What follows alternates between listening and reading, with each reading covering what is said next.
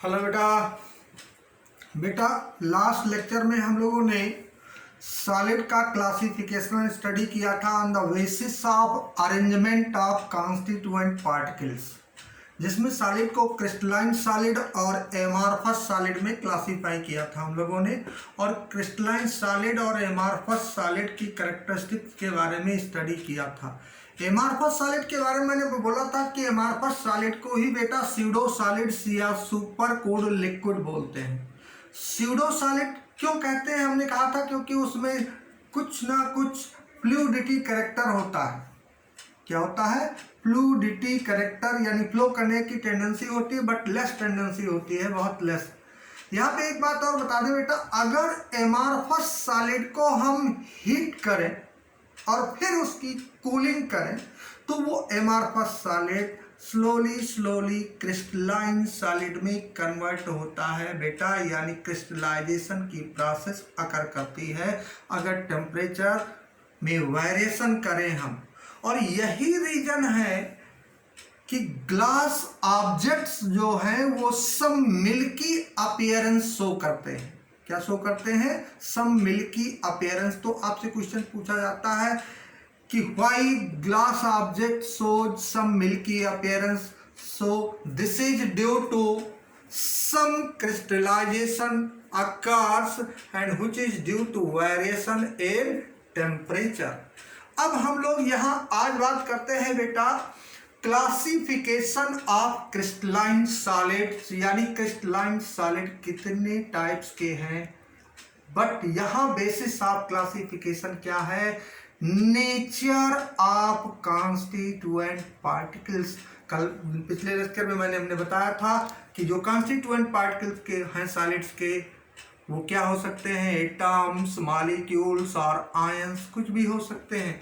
तो हम लोग स्टार्ट करते हैं बेटा क्लासिफिकेशन ऑफ क्रिस्टलाइन सॉलिड, और उसमें किस बेसिस पे हम कहेंगे? On the basis of nature of constituent particle, on the basis of nature of constituent particle, crystalline solid are of following types।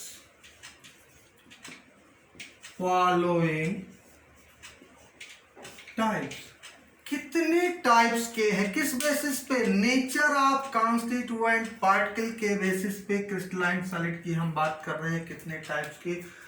First है आपका जिसे हम कहते हैं मॉलिक्यूलर सॉलिड। क्या बोलते हैं? Molecular solid. सेकंड है आपका आयनिक सॉलिड। थर्ड है आपका मेटालिक सॉलिड।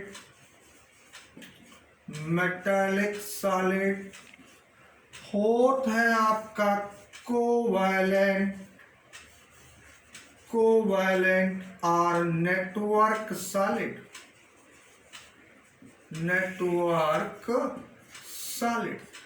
तो कॉन्स्टिट्यूएंट पार्टिकल्स के नेचर के बेसिस पे क्रिस्टलाइन सॉलिड को 4 कैटेगरी में क्लासिफाई किया गया। मॉलिक्यूलर सॉलिड मीन्स आप कह सकते हैं बेटा, मॉलिक्यूलर सॉलिड का मतलब आप बोल सकते हैं कि कॉन्स्टिट्यूएंट पार्टिकल, यहाँ पे क्या है? कॉन्स्टिट्यूएंट पार्टिकल क्या है? Molecules.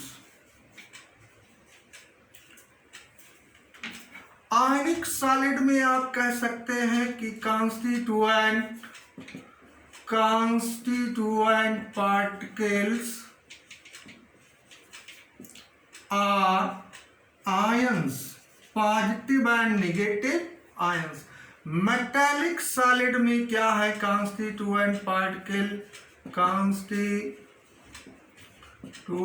Particles are positive metal ion.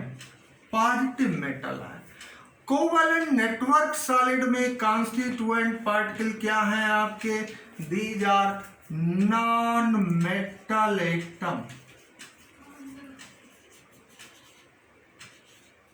इसमें एटम्स है नॉन मेटल। तो ये 4 कैटेगरी है। फर्स्ट अगर हम इसमें से डिस्कस करें बेटा, फर्स्ट क्या? Molecular solid,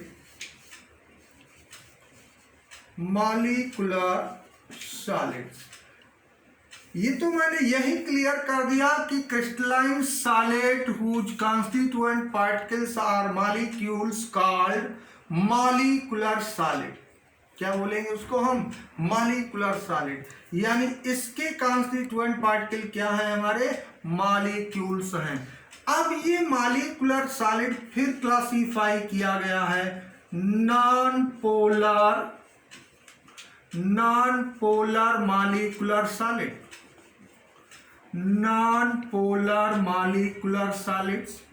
second one polar molecular solid,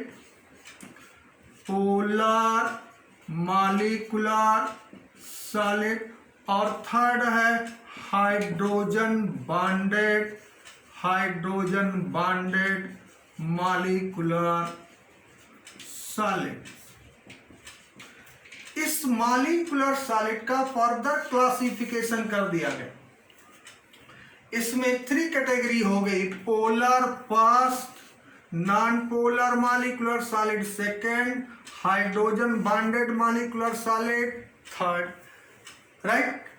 अब हम बात करते हैं फर्स्ट, इसमें जो है non polar molecular solids. Basically हम आपको बताएं बेटा, जितने भी सॉलिड्स हैं उसमें क्या मेन आपको याद रखना है, उसके कॉन्स्टिट्यूएंट पार्टिकल्स क्या है, और पार्टिकल्स के बीच में इंटरमॉलिक्यूलर फोर्स कौन सा है। ये 2 चीजें बहुत ध्यान देना है। तो नॉन पोलर मॉलिक्यूलर सॉलिड्स में अगर हम कहें कॉन्स्टिट्यूएंट पार्टिकल्स, तो क्या होगा? कॉन्स्टिट्यूएंट पार्टिकल्स हम कहेंगे नॉन पोलर मॉलिक्यूल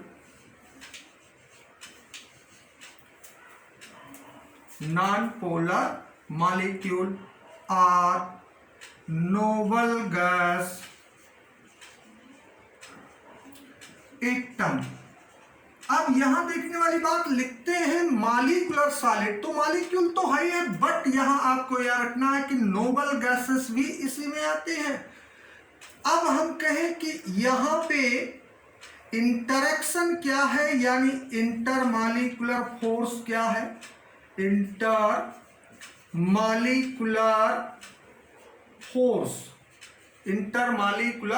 फोर्स, तो हम कहेंगे क्या है इसमें है वीक लंदन फोर्स, या हम कहें dispersion force,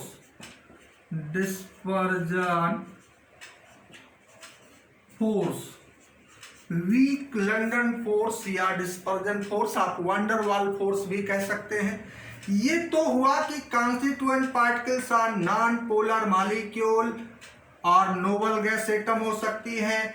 interaction between particle क्या है, मींस इंटरमॉलिक्यूलर फोर्स क्या है, वो है weak van der Waals force, London force कहें आप, डिस्पर्जन फोर्स कहें।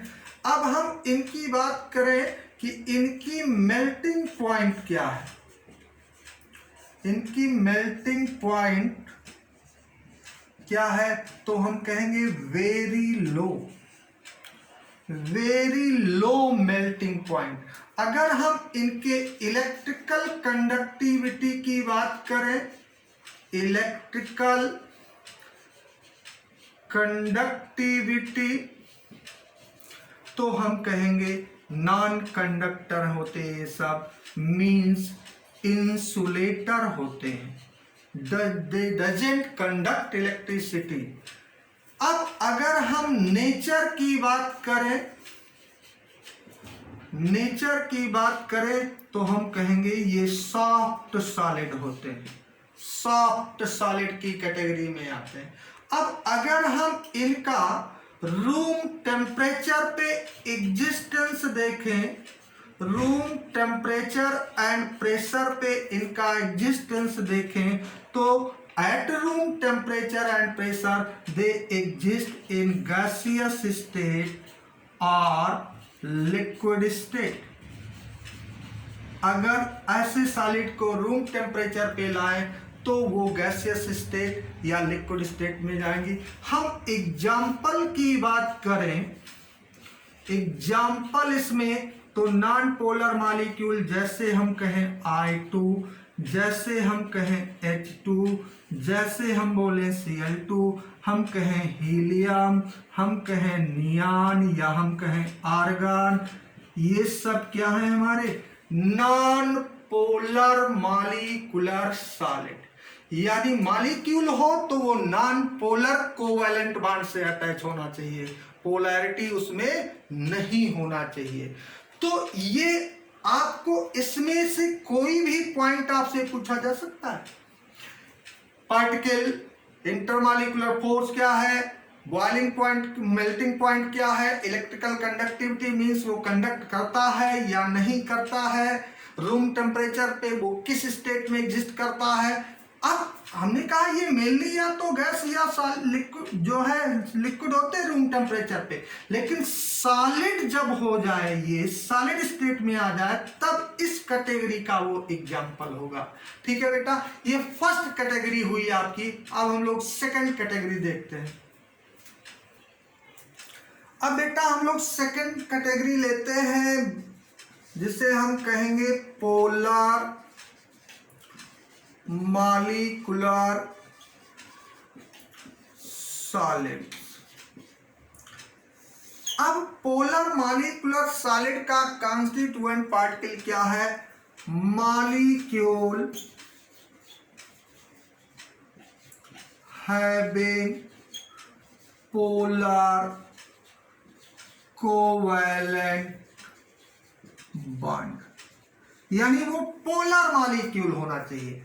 अब पोलर मॉलिक्यूलर सॉलिड का जो इंटरमॉलिक्यूलर फोर्स है, इंटरेक्शन जो है, उसे हम कहेंगे क्या है, कैसा फोर्स है, डाइपोल, डाइपोल इंटरेक्शन। कैसा फोर्स है, dipole, dipole interaction. Melting point क्या है इनकी, इनकी मेल्टिंग पॉइंट लो होती है but greater than non polar molecular solid. Electrical conductivity हम इनकी देखें तो ये भी क्या है, इंसुलेटर होते हैं, मींस इलेक्ट्रिसिटी को कंडक्ट नहीं करते।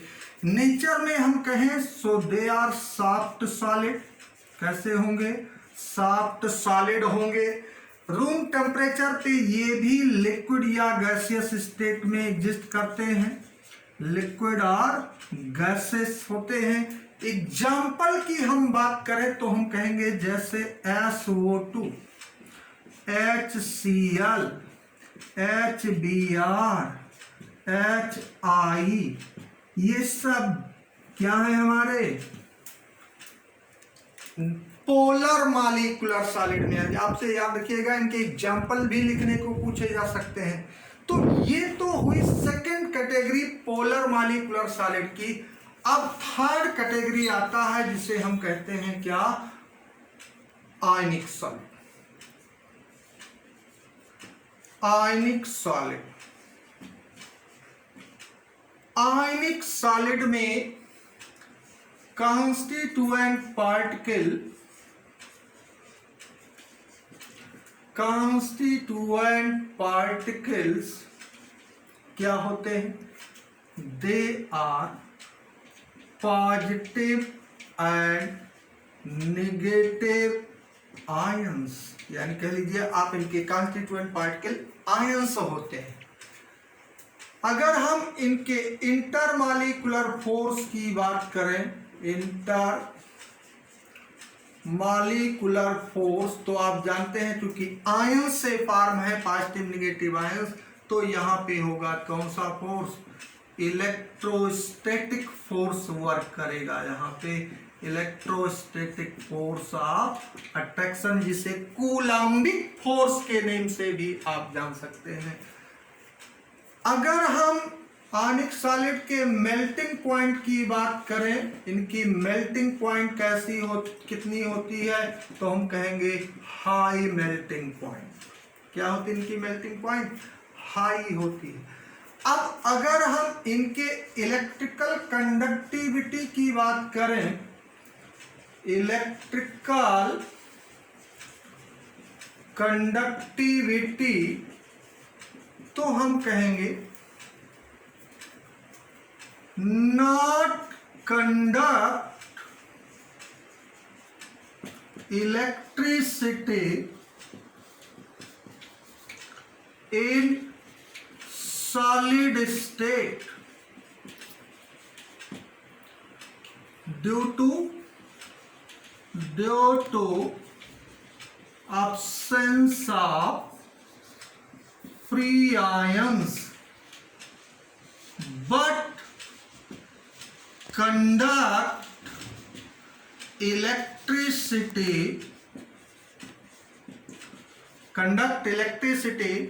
in molten state as well as in solution।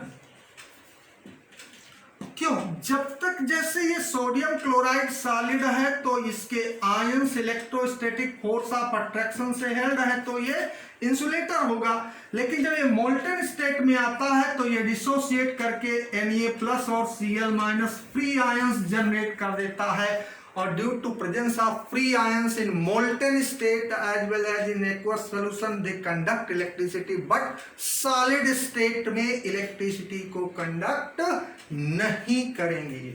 अब अगर हम इनका नेचर देखें तो हम कहते हैं ये क्या है, हार्ड है, और क्या है, ब्रिटल है। क्या है, हार्ड एंड। अब रही बात इनके हम एग्जाम्पल की बात करें तो बहुत सारे आप आयनिक कंपाउंड जानते हैं, जैसे सोडियम क्लोराइड कहें, आप पोटेशियम क्लोराइड कहें, आप सोडियम सल्फेट की बात करें, आप CaF2 की बात करें, आप सोडियम ऑक्साइड की बात करें, आप जिंक सल्फाइड की बात करें, ये सब आयनिक कंपाउंड साल्ट्स में जो है वो मेनली आयनिक कंपाउंड की कैटेगरी में आते हैं, और वो सब आयनिक सॉलिड फॉर्म करते हैं, राइट। तो ये तो आयनिक सॉलिड की बात हुई। अब इसके बाद हम लोग मेटालिक सॉलिड देखते हैं, ठीक है। अब हम लोग बात करते हैं बेटा मेटालिक सॉलिड की बात करते हैं। मेटालिक सॉलिड, यहां पे हम आपको बता दें कि मेटालिक सॉलिड में जो है वो कांस्टीट्यूएंट पार्टिकल्स क्या है, these are positive metal ion, और इसी पॉजिटिव मेटल आयन को कर्नल के नेम से जानते हैं। और यहां पे जो इंटरमॉलिक्यूलर फोर्स है, इंटरमॉलिक्यूलर फोर्स जो है वो है मेटालिक बॉन्ड। क्या है, मेटालिक बॉन्ड। अब समझिए इनकी मेल्टिंग पॉइंट हम कहें, मेल्टिंग पॉइंट तो आप लिखेंगे फेयरली हाई, और मेटल की प्रॉपर्टी, उसके नेचर के बारे में आप जानते हैं। Good conductor of electricity and heat, यानी इलेक्ट्रिकल कंडक्टर है, थर्मल कंडक्टर भी है, ठीक है। अब और प्रॉपर्टी मैलेबल है, डक्टाइल है, सोनोरस है, ये सब। यहां इसकी मीनिंग समझिए। सपोज करिए कि ये आयरन है, metal, these are iron metals. तो क्या करता है मेटल एटम, अपने आउटर सेल इलेक्ट्रॉन को लूज करके पॉजिटिव आयन में कन्वर्ट हो जाता है। वैलेंस सेल इलेक्ट्रॉन को लूज कर देता है, ये पॉजिटिव आयन में कन्वर्ट हो जाता है। और वो इलेक्ट्रॉन जो लूज किया वो ऐसे इलेक्ट्रॉन प्रेजेंट होते हैं, यानी सी ऑफ इलेक्ट्रॉन होता है। और इन्हीं इलेक्ट्रॉन को आप मोबाइल इलेक्ट्रॉन के नेम से जानते हैं, मोबाइल इलेक्ट्रॉन और delocalised electron. Due to presence of these mobile electron, कहें आप फ्री इलेक्ट्रॉन, कहें डीलोकलाइज्ड इलेक्ट्रॉन, कहें आप इनको, metals are good conductor of electricity and heat due to presence of free electron, mobile electron. अब outer shell electron को remove करने के बाद जो पॉजिटिव आयन बचा उसे हम कहते हैं कर्नल। क्या बोलते हैं? कर्नल के नेम से जानते हैं, पॉजिटिव मेटल आयन और कर्नल। अब इन दोनों के बीच में जो फोर्स ऑफ अट्रैक्शन है इलेक्ट्रॉन और पॉजिटिव कर्नल के बीच में, उसी से ये अपनी पोजीशन पे हेल्ड रहते हैं, फिक्स्ड रहते हैं, जिसे हम मेटालिक बॉन्ड के नेम से जानते हैं। यानी electrostatic force of attraction acting between the kernel and free electrons, इसी को हम बोलते हैं क्या? मेटालिक बॉन्ड के नेम से हम जानते हैं।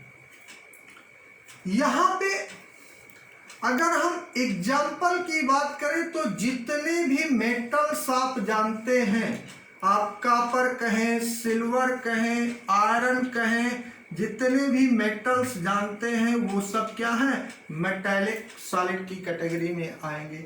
एक बात बता दें, मेटल का जब टेम्परेचर आप इंक्रीज करेंगे तो उसकी इलेक्ट्रिकल कंडक्टिविटी डिक्रीज करेगी।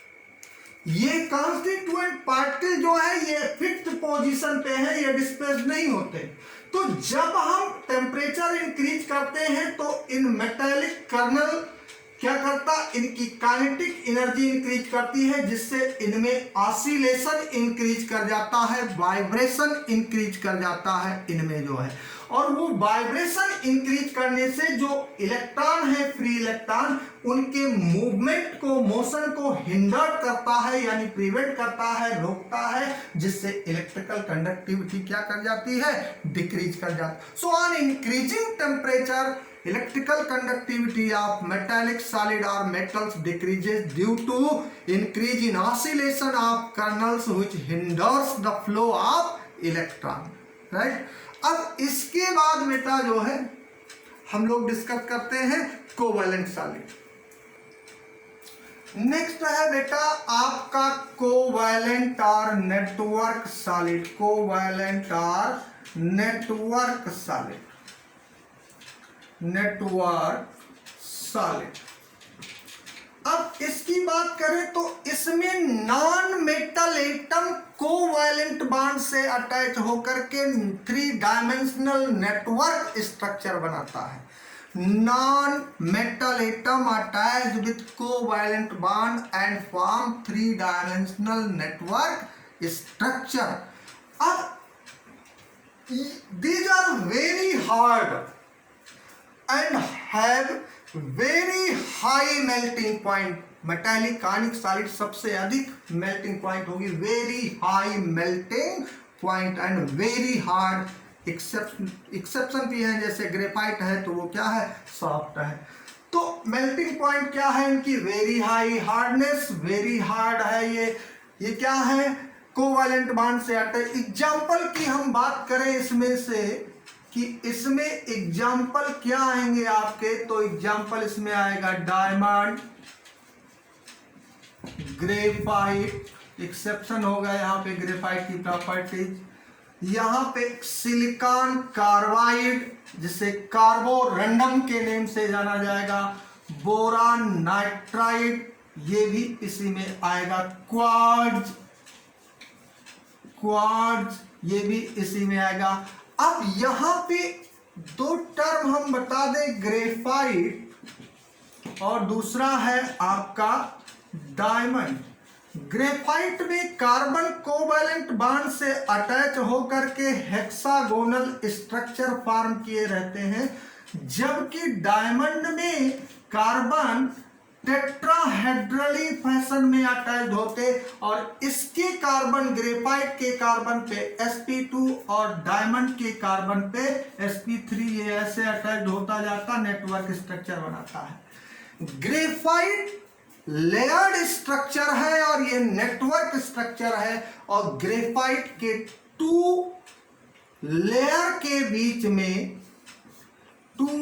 के बीच में वीक वांडर वाल फोर्स पाया जाता है। यहाँ पे देखिए केवल 3 इलेक्ट्रॉन ही इसके बॉन्डिंग में इन्वॉल्व है, 1 इलेक्ट्रॉन हर कार्बन के पास क्या होता है, फ्री होता है। And due to presence of these free electron on each carbon, graphite is exceptionally good conductor of electricity. But diamond कैसा होगा, बाकी जितने अदर होंगे इसमें ग्रेफाइट को छोड़ करके वो सब नॉन कंडक्टर होंगे। ये क्या है आपका कंडक्टर, बाकी सब नॉन कंडक्टर। ये सॉफ्ट है या बाकी सब क्या है, हार्ड है। तो इस तरीके से इनकी प्रॉपर्टीज में डिफरेंस भी आपको याद रखना है। ठीक है बेटा, अब नेक्स्ट लेक्चर में हम लोग इसको आगे बढ़ाएंगे। ठीक है।